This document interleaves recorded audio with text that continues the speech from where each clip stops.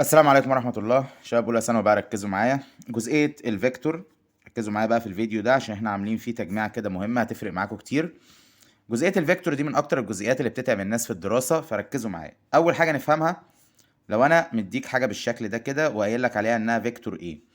كلمة فيكتور إيه دي معناها إن أي حاجة ليها ماجنتيود أند دايركشن. طيب ايه الفيكتور ايه ده؟ فيكتور ايه بالنسبه لنا البوينت دي كده مش معناها ان هو مكمل تو انفينيتي زي الماس، لا، معناها ان من هنا لهنا ده الماجنتيود بتاعه. يعني ايه الكلام ده عشان نفهم؟ يعني لو جيت رسمت فيكتور تاني تحت منه بي بالشكل ده كده وماشي بالشكل ده، بصوا كده معايا، في فرق ما بين الاتنين؟ في فرق ما بين الاتنين. لو بصيت على ماجنتيود الايه، ماجنتيود اقصد بيها رقمه او الفاليو بتاعته، القيمه يعني، هلاقي ان الفيكتور A كماجنتيود، طالما شلت العلامه يبقى انا بتكلم على الفاليو بتاعته، اكبر من الفيكتور B. تمام، يعني مش ايكوال في الماجنتيود، لكن هما الاثنين ان ذا سيم دايركشن. يعني معنى كده ان انا ممكن اقول ان فيكتور A وفيكتور B الاثنين ليهم نفس الايه، الدايركشن. يبقى ببساطه هنا هقول هاف ذا سيم، ايوه تمام كده، دايركشن. دي نقطه مهمه جدا. طيب كمان نقطه مهمه لازم ناخد بالنا منها، لو انا قلت لك انا عايز فيكتور A اهو، ركزوا معايا في الحاجات دي عشان هتفرق معاكم في الحل كتير قوي، ورسمت لك فيكتور تاني تحته بالشكل ده، يبقى الفيكتور اللي تحته ده هو قده بالظبط. تمام، ركزوا كده بقى معايا، لكن in opposite direction. in opposite direction يبقى انا ممكن ما اسموش فيكتور جديد، انا ممكن اقول الفيكتور ده ماينس الاي. ماينس بالنسبه لنا يعني معناها at opposite direction. طيب نقطه كمان مهمه، لو انا جيت قلت لك مثلا انا عندي هنا فيكتور A، ركزوا معايا، وفيكتور تاني B بالشكل ده كده، تمام، وانا عايز التوتال بتاع الاثنين. التوتال بتاع الاثنين احسبها كانك بالنسبه لك، بصوا لما تيجي تحسب توتال او يقول لك التوتال، اسهل حاجه انك تتخيل ان الاثنين فيكتور دول بالنسبه لك فورسز. فورسز يعني ايه؟ انا قصرت بفورس ودتني لغايه هنا، وبعد كده قصرت بفورس ودتني لغايه هنا. طب واحد تاني يقول لي طب ما انا ممكن اعمل فورس على طول مباشره من البدايه للنهايه بالشكل ده واسميها الفيكتور سي. يبقى كده الفيكتور سي ده بالنسبه لنا هو عباره عن ايه؟ ايوه ممتاز اللي قال، هو عباره عن السميشن بتاع فيكتور A بلس الفيكتور B. يبقى لما يجي يسالك على سميشن او الجزئيه زي كده تبقى ذكي في فهمك لحاجه، عشان ما دماغك ما تلفش كتير، اعتبر ان انت بتتعامل مع فورسز، مع قوة، هيبقى الموضوع بالنسبه لك اسهل. طيب لو جينا قلنا لا يا عم انا عايز السي التوتال بتاعتي دي تبقى عباره عن فيكتور A، ايوه، ماينس البي. ايه ماينس البي دي؟ يعني احسبها ازاي يعني؟ بكل بساطه معناها ان سيادتك هتروح عامل ايه؟ هتروح ماسك البي ده وتعكسه. بصوا بقى ركزوا معايا كده، هنعمل ايه؟ هنيجي عند النقطه دي كده ونعكس البي، نعمله دايركشن كده مختلف، ايوه بالظبط كده. يبقى ده كده هيبقى ماينس البي بالنسبه لي. طب كده فين الفيكتور سي الجديد اللي هو بيطلبه ده؟ تمام، ركزوا معايا، يعني ممكن اسمي ده سي داش مثلا. ها، هيبقى فين؟ ايوه انا مش طلعت ايه وبعد كده ماينس البي، يبقى من البدايه للنهايه بالشكل ده، يبقى ده الفيكتور بالنسبه لي سي داش. انا قصدت ان انا اعمل الرسمتين على نفس الشكل عشان تبقوا فاهمين. مجرد ان هو يعمل لك ماينس يبقى انت بمجرد النقطه ان انت هتعمل ايه؟ ايوه هتروح عاكس لي الدايركشن بتاعت الفيكتور. طيب ايه تاني ممكن يساله لي كرسومات؟ ركزوا معايا كده، يجي مثلا يقول لك حاجه زي اللي احنا نعملها دلوقتي دي،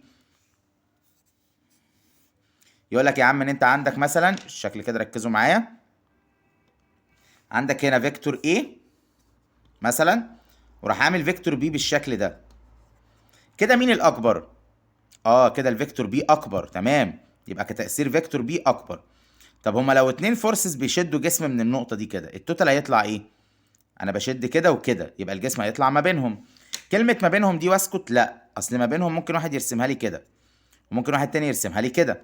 طب تفتكروا انهي الاصح في الاتنين؟ يعني ده ولا ده؟ ركزوا معايا، هو مين الاكبر؟ البي. يبقى معنى كده ان انا التوتال بتاعتي هتكون متأثرة بالاكبر اكتر، يعني هتكون قريبة للايه، للاكبر، 10 على 10. يبقى النتيجة بتاعتي هتكون هو ده الفيكتور سي، وده يمثل بالنسبة لي رونج. ليه؟ لانه اقرب للاصغر. الطبيعي ان انا التوتال بتاعي هيكون اقرب لمين؟ للاكبر. ممتاز. طيب ممكن يروح عامل لي كده وعامل لي كده مثلا، ركزوا معايا، ويقول لي ده بقى المره دي الفيكتور A وده هنا المره دي الفيكتور B. هدوء كده ونركز. طيب بس قال لي اعمل حسابك يا عم ان الاثنين فيكتور دول مالهم ار ايكوال. طب ما ار ايكوال يبقى الفاليو بتاعت التوتال هتبقى ما بينهم بالظبط. طب ما بالظبط دي يعني معناها ايه؟ ان انا قاسم الانجل بتاعتي بالتساوي، يعني ال 90 دي هتتقسم 45 وفوق 45، يبقى الاجابه زي كده هتبقى الفيكتور سي في النص بالظبط، عشان فيكتور A وفيكتور B ار ايكوال. طيب هي كلها كده رسومات مفيش ارقام؟ لا ركزوا بقى معايا عشان نفهم حوار الارقام ده ماشي ازاي. بصوا يا شباب، لو جه مثلا قال لي اعمل حسابك يا عم ان انت عندك هنا F1، طبعا F1 دي ممكن اكتبها Fx، وعندي هنا F2 ممكن اكتبها Fy براحتي، ماشي الكلام؟ ركزوا معايا. وبيقول لك ان الاف اكس او الاف 1 دي ولتكن 30، والزبونه دي الاف واي ولتكن 40، تمام؟ وبقول لك هات لي التوتال. احنا اتفقنا التوتال هيبقى ما بينهم. طيب ما بينهم دي اقدر اجيب الاف توتال ازاي؟ اللي هو بديل للسي بقى. الاف توتال ببساطه، مش الاثنين دول موضوعهم بالنسبه لبعض بريبنديكولر، عشان ما توجعش دماغك كتير طالما انت بتتعامل بريبنديكولر يبقى اقرب حاجه للحسابات بايثاغورس. ليه؟ كانك بالظبط نقلت لي الاف واي دي هنا، فانت قفلت لي كده رايت انجل تراينجل، تمام؟ انا بقول كانك، تمام كده؟ يبقى انت كانك قفلت لي ده رايت انجل تراينجل، يبقى ده بالنسبه لي هايبوتنس، صح؟ الهايبوتنس كان بيتجاب ازاي؟ كان بيتجاب سكوير روت للاثنين ايدج اللي حوالين الرايت انجل، يبقى هو السكوير روت يا عم لمين؟ لاف اكس باور 2 اف واي باور 2. طبعا الكلام اللي انا بقوله ده مش لازم يكون فورسز، انا اتفقت ما ينطبق على اي حاجه فيكتور ينطبق على الكل. يعني ممكن في المساله يقول لي 2 فيلوسيتي، اوكي مفيش اي مشكله. 2 ديسبلاسمنت برضو مفيش اي مشكله. يبقى طالما بريبنديكولار تو ايتش اذر يبقى بجيب التوتال بتاعهم ازاي؟ باستخدام بايثاغورس السري. يبقى هتبقى سكوير روت لمين؟ اف اكس باور 2 اللي هي 30 باور 2 بلس اف واي باور 2 اللي هي هتبقى 40 باور 2. يبقى الريزلت بتاعتي هنا هتطلع سكوير روت للكلام ده كله اللي هي هتطلع سكوير روت ل 2500، يعني هتطلع معايا، ايوه ممتاز اللي قال 50 نيوتن، تمام؟ طيب في عندي نقطه بقى، هو انا مش ناقصني هنا الانجل ولا ايه عشان احددها بالظبط؟ ما طالما عندي ارقام يبقى انا اقدر احدد الدايركشن بالظبط. ببساطه الراجل ده الاف واي والراجل ده الاف اكس، يبقى انا كده بالنسبه لي الاوبزيت بتاع الانجل عندي، تمام؟ يبقى انا كده عندي الاوبزيت، والادجيسنت بتاع الانجل عندي. طب اوبزيت على ادجيسنت دي كانت بتديني مين؟ تاني السيتا، تمام؟ مين الاوبزيت هنا؟ لو ركزنا كده وبصينا ده بدل الاف واي، تمام؟ مين الادجيسنت هنا؟ ده بدل الاف اكس، يبقى ممتاز قوي الكلام ده. يبقى لو ركزنا هنلاقي ان انا عندي تان السيتا ايكوال الاف اكس، الاف واي عندي كام رقمها؟ 40 10 على 10، الثانيه 30. يبقى انا كده بالنسبه لي جبت قيمه التان. طب انا لو عايز السيتا يبقى موضوع التان ببساطه اف واي على اف اكس. طب لو انا عايز السيتا بقى نركز مع بعض، السيتا ببساطه هقدر اقول تان ماينس 1 للكلام ده او شيفت تان على الكالكوليتور. هتحسب شيفت تان للرقم ده على الكالكوليتور هتطلع 53.13 ديجري. بصوا بقى يا شباب نقطه مهمه جدا ومش عايز الناس تنساها، احنا ما بنتعاملش في شغلنا احنا كفيزيكس بالديجري والمينت والسكند، هي ديجري وبس. يعني الديسيمال بوينت بتبقى ديسيمال بوينت، ما تدوس على الزرار اللي بيحولها لك ديجري ومينت وسكند. طيب دي نقطة. طب ما هو ممكن العكس، ممكن جدا العكس، ان هو يديني ايه بقى؟ ركزوا معايا شوية، يديني الاف توتال والانجل. طب تعالوا كده نشوف مع بعض.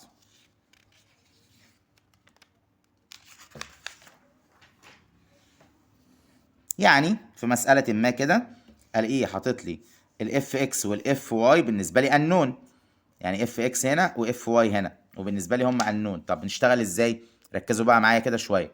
ببساطة خالص هنقول ان هنا الاف توتال اللي هو مديهالي كجيفن مثلا ولتكن يا عم نقول 100، والانجل اللي هنا السيتا مديهاني ولتكن 60 مثلا.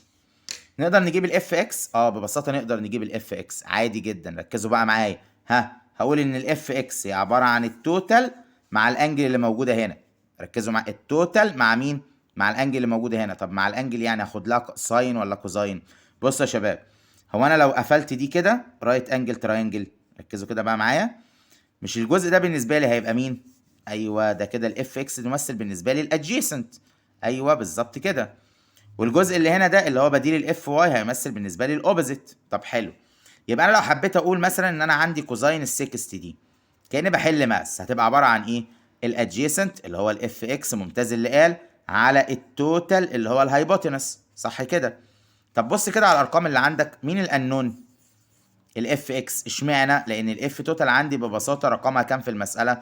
100. يبقى لو جيت بصيت هنا كاف اكس بقى في الاخر هتطلع معايا 100 لو انا بعمل كروس في كوزاين ال 60. بصوا بقى معايا كده شويه ونركز قوي في اللي انا بقوله. 100 كوزاين ال 60 دي اللي هي هتطلع كام في الاخر؟ 50. طب عشان وجع الدماغ الكتير، طب ما انا ممكن اطلع قانون الاف اكس على طول.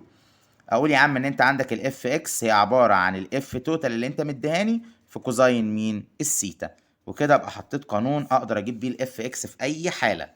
طيب بس شرط اساسي ان الانجل تبقى مع الاكس اكسس. يبقى ببساطه اي حد هيفكر هيقول لك خلاص، ما احنا لو خدنا الساين هتبقى الاوبوزيت على الاف توتال، يبقى معنى كده ان انا لو حبيت اجيب دي اللي هي الاف واي هقول لا ده التوتال بس المره دي في ساين مين السيتا. طيب تعالى ننفذ الكلام ده. يبقى الاف واي عندي ايكوال ايه؟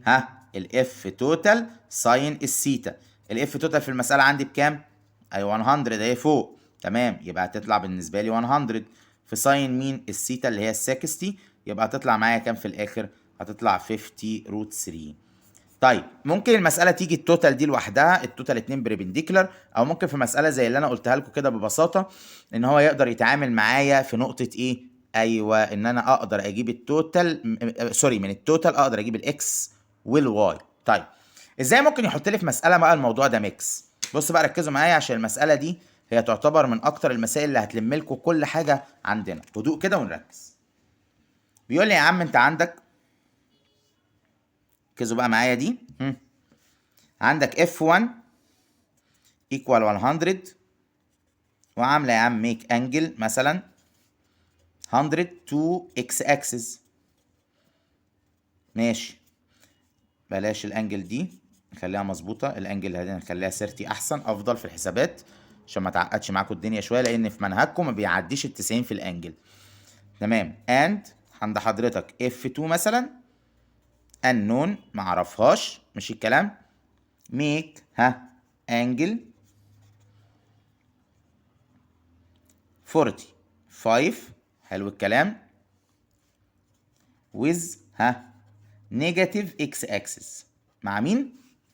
مع النيجاتيف اكس اكسس. حلو كلام جميل. عايز ايه بقى هو الراجل ده؟ بيقول لي انا عندي الاف 1 عامل انجل 30 مع الاكس اكسس، والاف 2 انون وعامله انجل كام؟ 45 مع نيجاتيف الاكس اكسس. بيقول لي فايند، ركزوا بقى معايا، الاف 2 يعني اللي هو طالب الانون اللي هو مديهوني، اللي ماله بقى 2 obtain عشان يبقى عندي resultant force act on y axis only. يعني ايه الكلام ده؟ بيقول لي يا عم انا عايزك ايوه تطلع لي resultant force تبقى شغاله على الواي اكسس بس. طب ما انا قبل ما اعمل اي حاجه محتاج ارسم الرسمه. هو الراجل قال لي ايه في الاول؟ قال لي ان سيادتك عندك فورس 100 اهي عامله مع الاكس اكسس البوزيتيف انجل كام؟ 30. تمام، وكده طبعا ده مكان الواي اكسس اللي هو عليه الريزلتنت. تمام، انت بقى ترسم الايه؟ الاكسس بتاعتك الاكس والواي بكل الاتجاهات بتاعتهم البوزيتيف والنيجاتيف زي ما احنا راسمين. وبيقول لك ان الاف 2 ايوه مالها بقى؟ معرفهاش بس مكانها عامله 45 مع نيجاتيف الاكس اكسس، يعني ماشيه كده. انا قصدت ان انا احط لكم مساله تقيله شويه عشان تبقى لما لكم كل الافكار. عامله لي انجل من هنا كام؟ 45. هو بيقول لي انا عايز الاف توتال تبقى شغاله على الواي بس. معنى ان الاف توتال تشتغل على الواي يعني التوتال اللي على الاكس يبقى زيرو. ممتاز. طب ما انا عشان اعرف توتال اللي على الاكس لازم ارجع كل واحده من دول لاصلها. ازاي؟ اصل دي على الاكس اكسس احنا اتفقنا اللي جنب الانجل بياخد الكوزاين، يبقى اصلها هتبقى الاف نفسها اللي هي كام؟ 100 في الانجل يبقى كوزاين كام؟ 30. يبقى هتطلع في الاخر دي ركزوا معايا هتطلع 50 روت 3. حلو قوي الكلام ده. وهنا الناحيه الثانيه لا انا لسه ما خلصتش دي، لما ارجعها لاصلها يبقى ارجع اصلها على الاكس وارجع اصلها على مين؟ على الواي كمان. طب اصلها على الواي هيطلع كام؟ 100 ساين بقى صح، يبقى هتطلع 100 ساين ال 30. 100 ساين ال 30 دي اللي هتطلع 50. حلو، يبقى انا كده فكيت الزبونه دي لاصلها على الاكس واصلها على الواي. نرجع نفك دي كمان لاصلها على الاكس. ايوه بس انا ما عنديش اف 2. اوكي ماشي، ما انت هدفك الاف 2، يبقى كده هتبقى الاف 2 كوزاين 45. ممتاز. وهنا الاف 2 ساين 45. تمام، حلو قوي الكلام ده. لو ركزنا كده بقى شويه، هو الراجل عايز مين؟ رقم الاف 2 اللي هيخلي لي التوتال على مين؟ على الواي بس. رقم الاف 2 اللي هيخلي لي التوتال على الواي. يبقى انا كده ببساطه هقدر اقول خطوه بسيطه قوي، طالما سيادتك عايز لي الاف توتال تبقى على الواي بس، يبقى معنى كده ان التوتال على الاكس يكون كام؟ ان لازم الجزء بتاع التوتال اللي على الاكس يكون، ايوه توتال على الاكس يكون ايكوال كام؟ زيرو. ده الشرط. طب ما هو معنى ان هو يبقى ايكوال زيرو، يبقى المفترض يا جماعه ان القيمه اللي موجوده على الاكس بوزيتيف تبقى هي القيمه اللي موجوده على الاكس نيجاتيف، عشان يلغوا بعض. ما هم المفروض عكس بعض فيبقوا ماينس. يبقى معنى كده ان انا هروح كاتب هنا بقى في السؤال ايه، ركزوا معايا، ان طالما سيادتك عايز كده يبقى معناها ان الجزئيه اللي هي ال 50 روت 3 اللي شغاله على الاكس البوزيتيف، ادي 50 روت 3 مالها؟ لازم تكون ايكوال مين؟ الجزء اللي على النيجاتيف اللي هو الاف 2 في كوزاين مين؟ 45. مش ملاحظين حاجه يا شباب؟ لو بصينا هنلاقي ان القانون بتاعنا هو الاف 2 اللي هو طالبه، يبقى الاف 2 ببساطه هتطلع معايا ال 50 روت 3 اوفر كوزاين 45. تحسب الكلام ده على الكالكوليتور هتطلع معاك المساله عادي، مفيش اي مشكله. وكده ببساطه تبقى انت وصلت لحل الاف 2 بمجرد ان انت مسكت كل واحده من الفورس دي رجعتها لاصلها. يبقى ركزوا معايا قوي في المسائل اللي زي كده، لان ممكن المساله يطلب منك الميكس ما بين الحالتين في الفيكتور، يعني تشتغل بالاف توتال عادي، وممكن ان انت تشتغل كمان بجزئيه ايه؟ ايوه، ان انت تقدر تفك الجزئيه على اكس وعلى واي وتقدر تجمع التوتال بتاعهم. ركزوا يا شباب وخدوا بالكم من الموضوع ده، واحتفظوا بالفيديو ده هينفعكم في امتحان الشهر اللي جاي. اشوفكم على خير في الفيديو اللي جاي.